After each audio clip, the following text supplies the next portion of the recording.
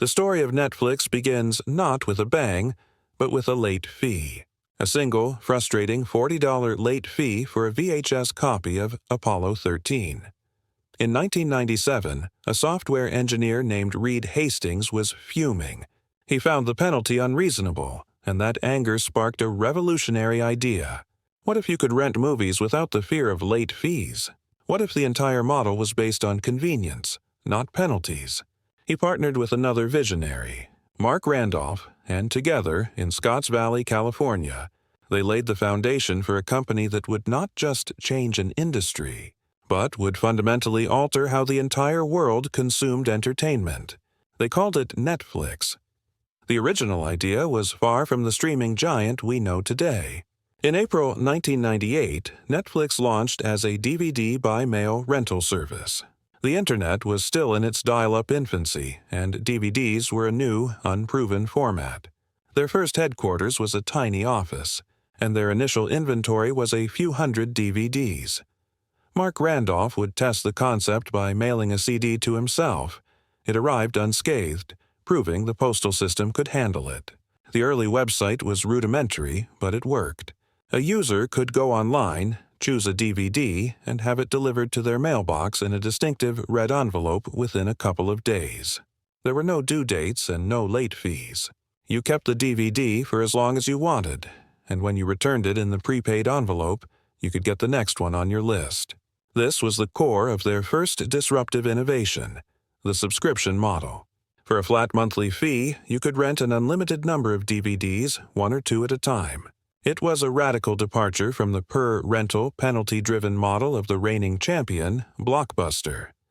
For the first few years, Netflix was a niche service for tech enthusiasts and early adopters. But the founders had a grand vision. They knew that simply replicating the traditional rental model online wasn't enough. They invested heavily in a secret weapon, a sophisticated recommendation algorithm. While Blockbuster relied on a bored teenager's opinion, Netflix's system, called Cinematch, would analyze your viewing habits and suggest movies you might actually like. This personalized touch created a stickiness that kept users engaged and loyal. It made the service feel intelligent, like it understood you.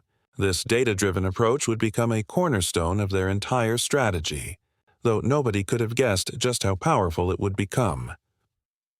By the year 2000, Netflix had gained some traction, but it was burning through cash and facing intense competition. The dot-com bubble was bursting, and the climate for internet startups was brutal. It was in this desperate environment that Reed Hastings made what seemed like a last-ditch effort.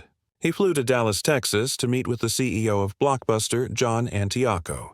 Blockbuster was the undisputed king of home entertainment, with thousands of stores worldwide and billions in revenue.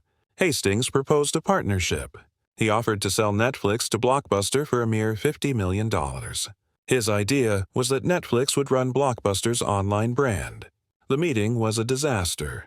The Blockbuster executives, seeing this tiny, unprofitable mail-order company, literally laughed at the proposal. They saw DVDs as a fad and the Internet as irrelevant to their brick-and-mortar empire. They showed Hastings the door. It was a moment of profound humiliation, but also a moment of liberation. Rejected by the giant, Netflix had no choice but to fight. The Blockbuster rejection became the fuel for Netflix's fire. They doubled down on their own model, focusing obsessively on customer experience and operational efficiency. They built more distribution centers until they could offer same-day delivery to most of the United States. Their subscription numbers began to climb steadily. By 2002, they had gone public, raising capital to fund their expansion. They were still a DVD rental company, but a highly successful one. Yet, Reed Hastings was already looking at the horizon. He saw the limitations of the physical disc. He knew that the future was not in the mail, but in the Internet itself. The concept of streaming was beginning to emerge, a technology that would allow video to be sent directly over the web. It was clunky, slow, and required a good Internet connection, which many people still lacked. But Hastings believed. He saw a future where entertainment would be instant, on-demand, and limitless.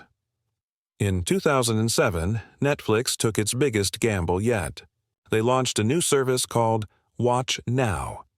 It was a primitive streaming platform with a library of only about 1,000 titles, a tiny fraction of their DVD catalog. The video quality was poor, and it was initially offered for free as a bonus to DVD subscribers. Many inside the company and most investors thought it was insane. Why would they risk cannibalizing their highly profitable DVD business for an unproven, low-quality technology? But Hastings was adamant. He famously stated that he wanted to make the core DVD business obsolete before someone else did. He was willing to bet the entire company on this digital future. This decision, more than any other, separated Netflix from the fate of so many other companies. They were not just adapting to change. They were aggressively pursuing it, even if it meant disrupting themselves. The seeds of a global revolution had been sown, and the red envelope was about to transform into a pixelated play button. The journey from a $40 late fee to the doorstep of every home in America was complete. But the journey to conquer the world was just beginning. The success of the DVD by mail service was solid, but Reed Hastings' vision was fixed on a digital future. The launch of Watch Now in 2007 was the first step, but it was just the beginning.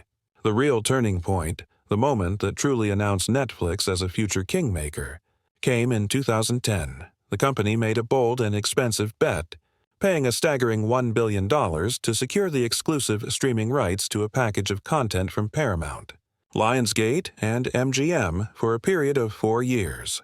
This move sent shockwaves through the industry. It was a declaration of war on traditional media models.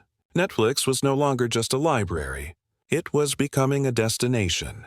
This massive content acquisition fueled explosive subscriber growth, but it also revealed a terrifying vulnerability. They were building an empire on borrowed content, and the landlords were getting nervous. The awakening of the media giants was swift and brutal. Studios like Starz, which had licensed valuable content to Netflix, saw their own value eroding. They began demanding exorbitant fees for renewal or pulling their content altogether. The nightmare scenario for Netflix was materializing. They were a massive platform with the potential to become an empty shell. It was in this climate of existential threat that Hastings and his team made the most audacious decision in the company's history. They would stop being just a distributor and become a creator. They would produce their own original content. The entire industry scoffed. How could a tech company from Silicon Valley possibly understand the nuanced, high-risk art of television production? They were about to find out. In 2013, Netflix dropped a bomb on the entertainment world. It released House of Cards, a political drama with a star-studded cast including Kevin Spacey and directed by the acclaimed David Fincher. But the way they released it was as revolutionary as the show itself. Instead of the traditional week-to-week episode rollout, Netflix dropped the entire first season of 13 episodes all at once. This binge-watching model was a stroke of genius. It gave complete control to the viewer, and it was perfectly tailored for the digital age. House of Cards was a monumental global critical and commercial success. It proved that Netflix could not only produce quality content but could also redefine the very rhythm of how people consumed it. This was no longer just a new channel. It was a new culture. The floodgates were now open. Netflix poured billions into original programming. They used their vast trove of user data to inform their creative decisions, greenlighting projects they knew their specific audience segments would love. They championed diverse and niche content that traditional networks ignored, from the gritty women's prison drama, Orange is the New Black, to the nostalgic sci-fi adventure, Stranger Things. Each hit show was a powerful engine for subscriber growth, creating a virtuous cycle. More subscribers meant more revenue, which meant more content, which in turn attracted even more subscribers. The flywheel was spinning at an incredible speed.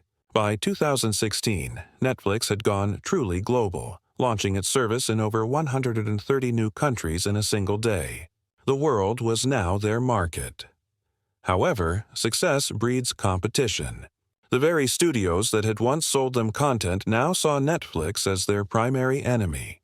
Disney, Warner Brothers, NBC Universal, and others all announced they would pull their valuable content from Netflix to launch their own streaming services like Disney+, HBO Max, and Peacock. The streaming wars had begun. This was the second major existential crisis for Netflix. Losing iconic shows like The Office and Friends was a massive blow, but Netflix was prepared. They had spent years building a powerful brand identity and a massive library of their own originals. While they felt the pinch, they were no longer dependent on others. They were a full-fledged studio. Today, Netflix stands as a titan, but the battle is far from over. They face challenges like password sharing, market saturation, and the immense, relentless pressure to continuously produce new hits. Yet, their story is the ultimate playbook for modern disruption. It's a story that started with a single late fee, a moment of frustration that ignited a revolution. It's a lesson in having the courage to laugh in the face of a giant, the wisdom to bet on a distant future, and the audacity to cannibalize your own success to build something even greater. From a tiny startup mailing DVDs to a global content empire, Netflix didn't just adapt to the future. It reached out and grabbed it, one stream at a time.